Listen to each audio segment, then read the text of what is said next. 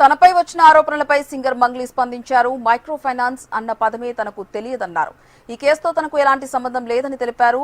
రమావత్ మధును తమ కమ్యూనిటీ ప్రోగ్రాంలో కలిసిన మాట వాస్తవమేనని, ఆయన చేసిన తప్పులకు తాను బాధ్యురాలిని కాదని స్పష్టం చేశారు. తమ్ముడు శివకు ఈ వివాదంతో సంబంధం లేదని తెలిపారు. చీటింగ్ విషయంలో తన పేరు వాడుతున్నారని తెలిసి తానే స్వయంగా మధుపై ఫిర్యాదు చేశానని చెప్పారు.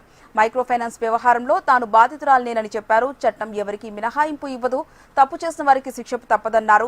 బాధితులకు న్యాయం జరగాలని, దర్యాప్తు అధికారులకు సహకరిస్తానని మంగ్లీ వీడియో రిలీజ్ చేశారు.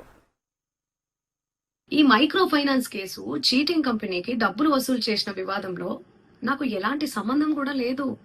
మధు నాయక్ ను మా కమ్యూనిటీ ప్రోగ్రామ్ లో భాగంగా నన్ను, నా తమ్ముడు శివను కలిసిన మాట వాస్తవమే. కానీ అతను చేసే వ్యాపార వ్యవహారాలు, అతని వ్యక్తిగత జీవితానికి సంబంధించినటువంటి సమాచారంపై నాకు ఎలాంటి అవగాహన లేదు. ఈ కేసు విషయం నా దృష్టికి వచ్చిన వెంటనే నేనే స్వయంగా వెళ్లి అడ్వకేట్ సుబ్బారావుతో పాటు రమావత్ మధుపై పోలీసులకు ఫిర్యాదు చేసిన.